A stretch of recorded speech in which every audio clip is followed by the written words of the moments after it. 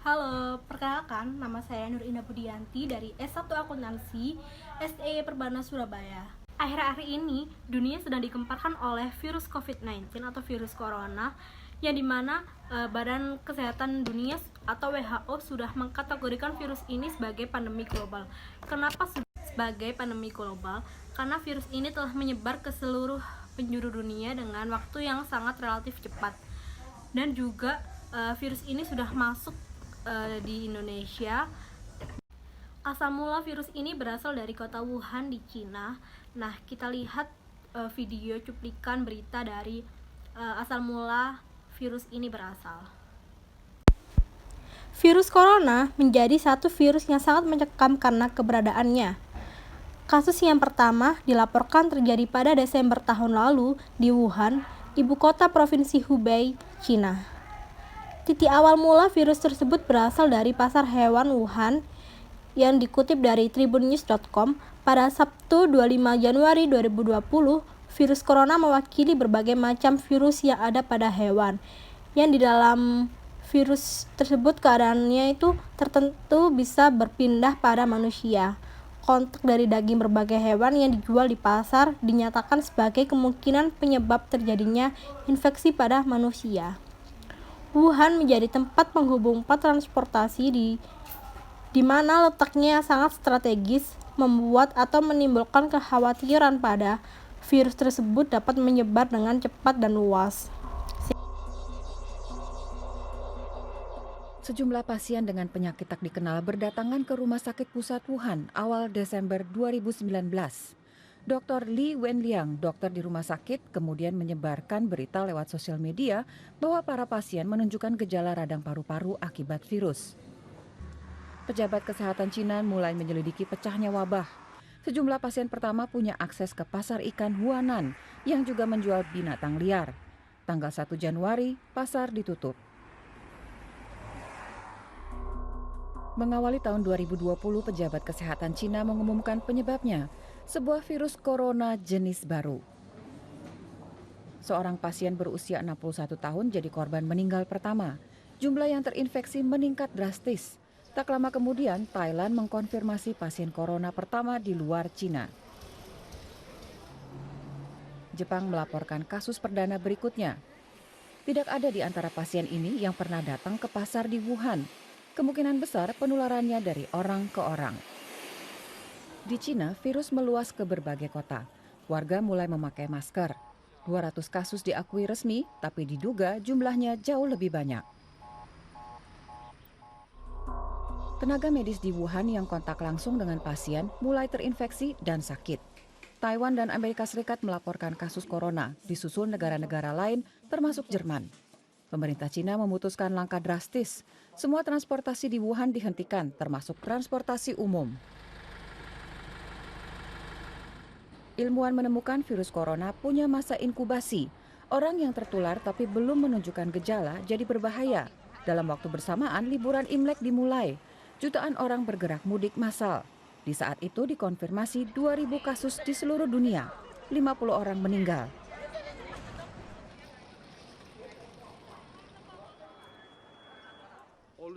WHO menyatakan wabah sebagai situasi darurat kesehatan global dan menyerukan tindakan terkoordinir internasional.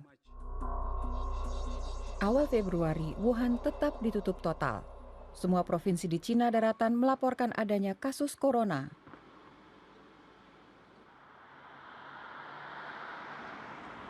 Li Wenliang, dokter dan whistleblower virus corona, juga meninggal. Satu dari banyak korban lain. Hanya dalam waktu 2 bulan, virus menyebar makin cepat di luar Cina. Yang paling parah Korea Selatan, Iran, dan Italia. Semakin banyak negara melaporkan kasus corona. Kapan pandemi mereda, tidak ada yang tahu pasti.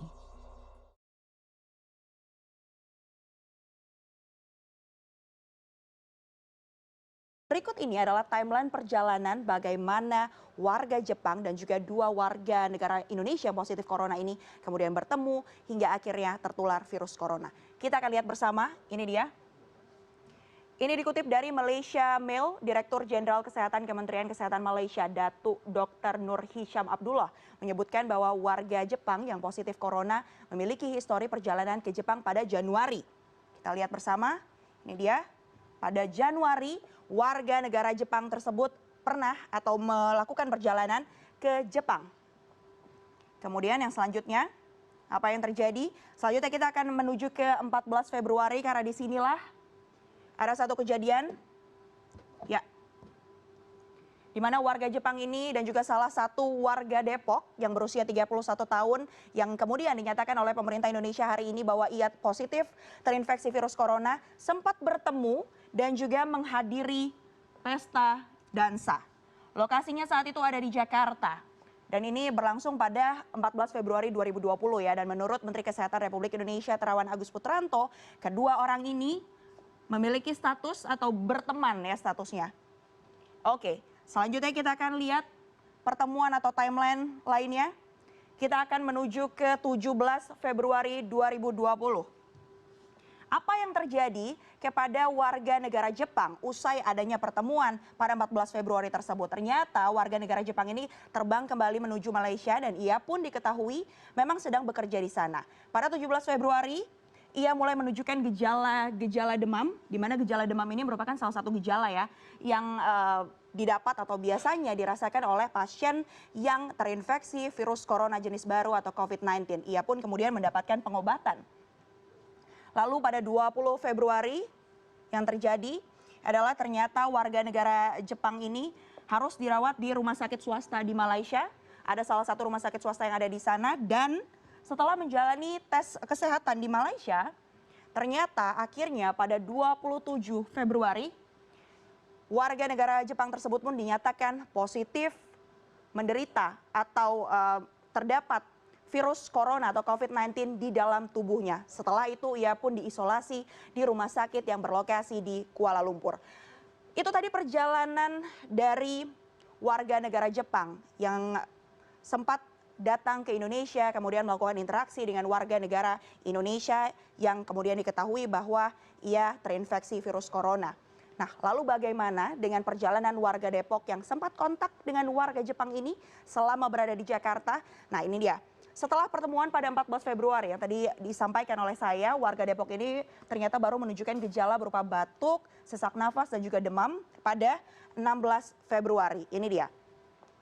Ia pun setelah merasakan gejala-gejala seperti ini melakukan rawat jalan di salah satu rumah sakit yang berlokasi rawat jalan begitu ya sempat. Jadi dia berobat kemudian juga hanya menuju ke dokter begitu. Dan saat rawat jalan selama 10 hari ia juga melakukan kontak dengan ini dia pada 26 Februari dengan sang ibu ya yang berusia 64 tahun. Mereka berdua ini lalu berobat dan juga dirawat di salah satu rumah sakit di Depok, tepatnya pada 26 Februari 2020. Namun apa diagnosa dari rumah sakit saat itu? Mereka berdua ternyata didiagnosa mengalami bronkitis. Jadi dengan gejala-gejala yang tadi disebutkan, diantaranya ada mual, batuk, dokter yang ada di sana kemudian diagnosa kedua pasien ini, yakni seorang ibu berusia 64 tahun dan seorang anaknya yang berusia 31 tahun dengan penyakit bronkitis. Lalu yang terjadi pada 28 Februari akhirnya warga Depok ini melakukan kontak melalui telepon begitu. Jadi warga negara Jepang yang tadi sudah terinfeksi positif corona ini menelpon warga Depok. Ia pun menyatakan bahwa ia ternyata positif terinfeksi virus corona. Apa yang dilakukan oleh warga Depok setelahnya? Yang dilakukan setelahnya adalah usai mendengar kabar ini, dua warga Depok itu pun kemudian ibu dan anak ini barulah pindah ke rumah sakit penyakit infeksi Sulianti Saroso, tepatnya pada 29 Februari. Lalu yang dilakukan adalah pada 1 Maret, kemudian kedua pasien ini melakukan tes kesehatan dan juga diambil spesimen untuk kemudian melakukan uji laboratorium terhadap dengan virus corona. Kemudian sampelnya ini pun dikirim ke Litbangkes. Dan hasilnya yang kita tahu bersama pagi tadi kita sama-sama mengetahui hasil dari uji lab yang sudah dilakukan terhadap 2 warga negara Indonesia ini, bahwa mereka berdua ternyata positif virus corona. Satu hal yang perlu dipelajari yang pasti banyak upaya yang bisa kita lakukan untuk mencegah penyebaran virus corona. Bisa dilakukan dengan menjaga sanitasi diri. Pastikan Anda selalu mencuci tangan Anda dengan hand sanitizer atau hand sterilizer yang mengandung alkohol. Dan hindari sebisa mungkin untuk kemudian melakukan kontak dari tangan yang terpapar kotoran begitu untuk kemudian memegang muka Anda. Dan juga pemerintah menyarankan untuk menghindari tempat-tempat umum dan juga kontak-kontak yang dirasa tidak perlu. Jumlah positif COVID-19 di Indonesia sudah menembus angka 100.000 lebih. Hampir 4.900 orang diantaranya meninggal dunia. Dengan jumlah ini, Indonesia menyandang peringkat tertinggi kasus COVID-19 se-Asia Tenggara dan 9 di Asia. Menekan angka penularan jauh dari kesadaran para warga dan masih rendah di Indonesia. Sehingga penularan virus COVID-19 masih merebak luas. Sedangkan vaksin pada virus ini masih belum ditemukan hingga sekarang. Kasus mencapai 100.303. Hari ini adalah bangsa Indonesia mencapai angka yang secara psikologis cukup berarti, yaitu 100.000, dan ini mengingatkan semua pihak bahwa Indonesia masih dalam kondisi krisis. Kapan stimulus penanganan COVID ini masih belum optimal dan kecepatannya masih kurang. Dari total stimulus penanganan COVID yaitu sebesar 695 triliun, yang terrealisasi baru 136 triliun, artinya baru 19%. Sekali lagi, baru 19%. Saya ingatkan, kalau masalahnya ada di regulasi, di administrasi, segera dilihat betul.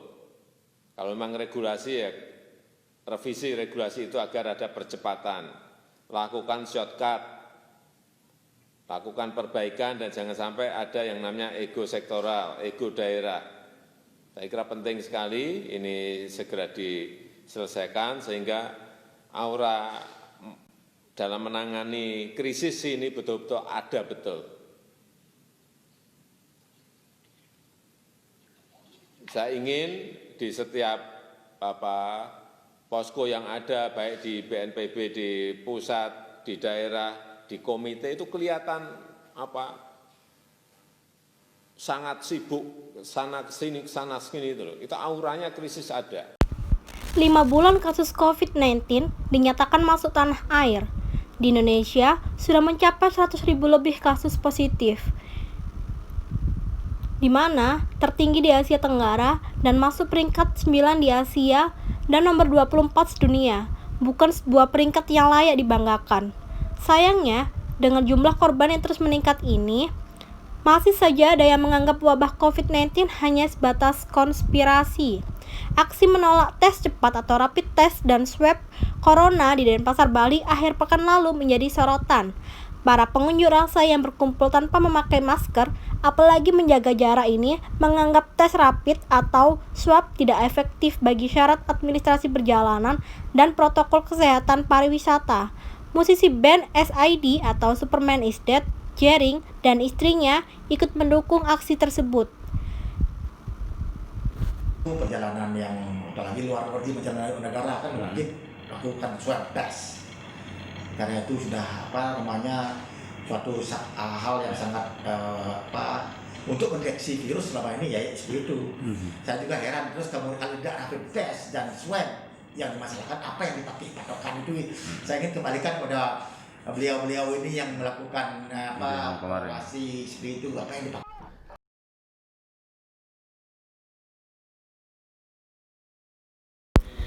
Masa curiga rapid test dan swab dijadikan ladang bisnis oknum yang tidak bertanggung jawab.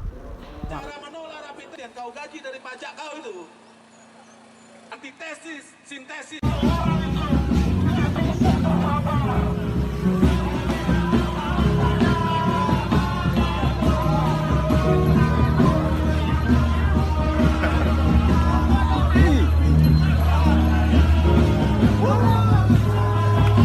Tolak!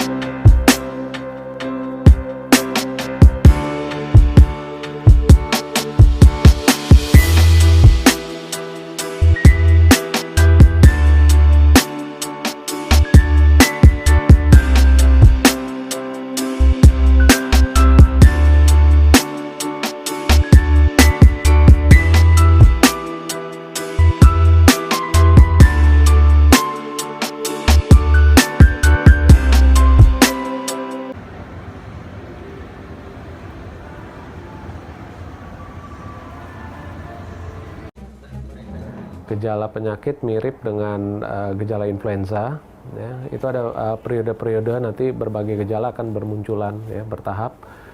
Gejala awal adalah sakit tenggorokan, ya, kira-kira 1 sampai hari ketiga, ya. Kemudian mulai hari keempat nanti baru mulai ada keluhan batuk, ya, badannya agak mulai sedikit hangat, ya. Kemudian bisa juga nanti disertai dengan keluhan diare, ya, kemudian sakit kepala, baru nanti tiap harinya akan berlanjut. Selain itu, Gurmet juga menjelaskan bahwa suhu tubuh manusia akan selalu lebih tinggi dari rentang suhu 36 hingga 37 derajat Celcius jika terinfeksi virus apapun termasuk corona. Dan gejala-gejala yang muncul di setiap tubuh yang terinfeksi virus corona pun bisa berbeda tergantung daya tahan atau imunitas tubuh manusia. Sehingga bagi masyarakat yang mengalami gejala-gejala tersebut sebaiknya mengambil langkah medis terutama setelah melakukan kegiatan yang memiliki potensi sebaran virus corona. Itu harus diisolasikan, ya, diisolasikan. Kalau keluhannya masih ringan bisa diisolasikan sendiri aja, isolasikan di rumah, ya, artinya tidak berpergian kemanapun, ya, selama 14 hari. Ya. Namun apabila dalam jangkauan waktu 14 hari ini pasiennya demamnya makin tinggi, ya, ada keluhan sesak nafas, nah itu harus segera berobat atau mencari pertolongan ke rumah sakit terdekat.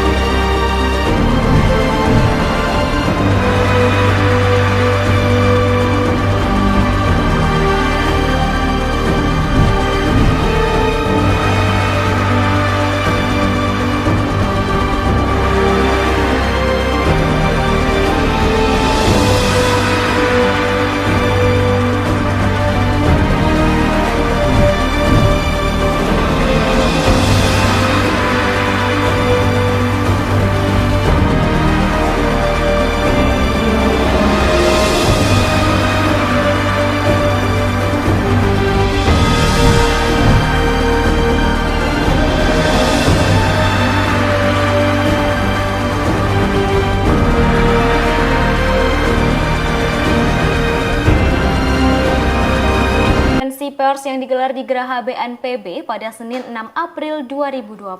Penderita COVID-19 tanpa gangguan dikenal dengan sebutan OTG. Yuri kemudian mengimbau masyarakat untuk berhati-hati terhadap kondisi tersebut. Kekhawatiran utama pada COVID-19 adalah mudahnya virus ini menyebar dan seluruh dunia lebih fokus mengisolasi pasien dengan gejala.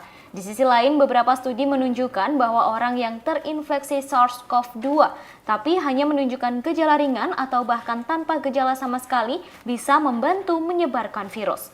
Dalam studi yang terbit pertengahan Maret lalu, dijelaskan bahwa sekitar 80% kasus COVID-19 hanya menunjukkan gejala yang ringan. Dikutip dari Kompas.com, Rabu 8 April 2020, seorang ahli paru, Joseph Kabaza, mengatakan gejala yang muncul tidak spesifik dalam 2 minggu. Gejala yang muncul tersebut juga bisa mengindikasikan penyakit lain yang lebih umum. Hingga saat ini, untuk mengetahui apakah terinfeksi COVID-19 atau tidak, hanya bisa dilakukan tes uji laboratorium.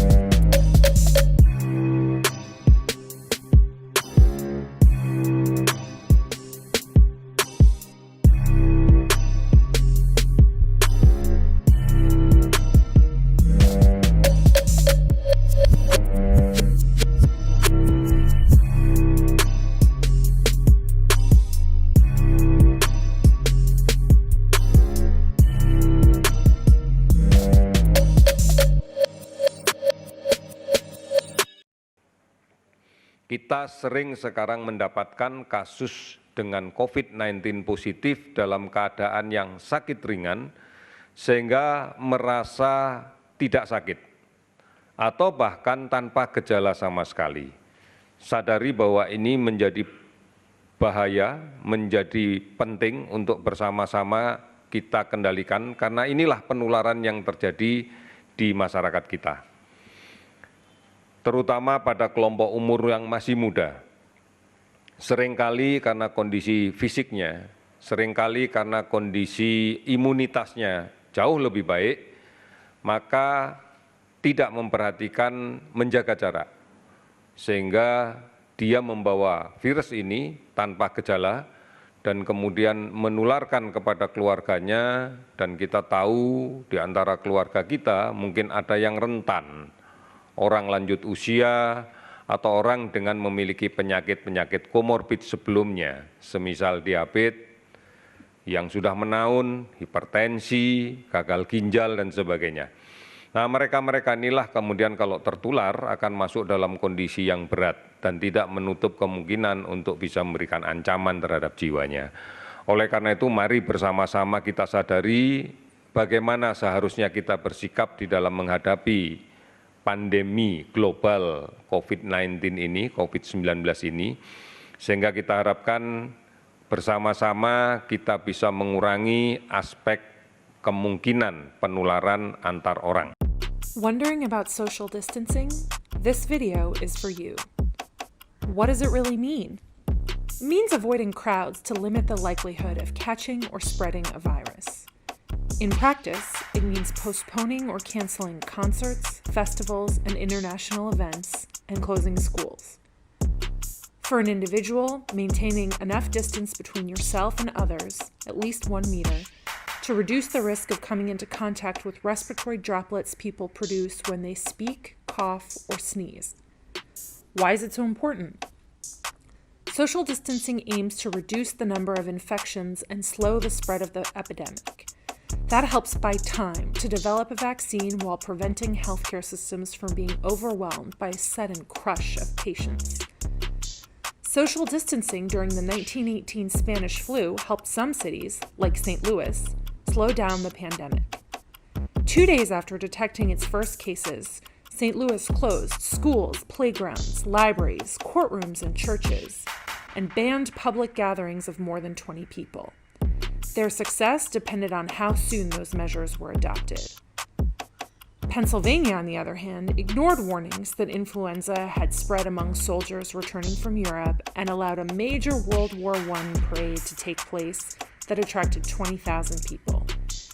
3 days later, every bed in Philadelphia's 31 hospitals was filled with sick and dying Spanish flu patients.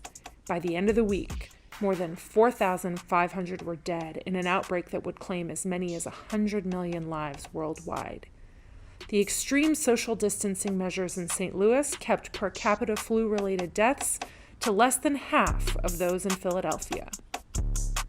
Social distancing is key to preventing community spread of a pathogen, along with basic practices: washing hands for at least 20 seconds, wearing a mask if you're coughing or sneezing, and avoiding touching your face.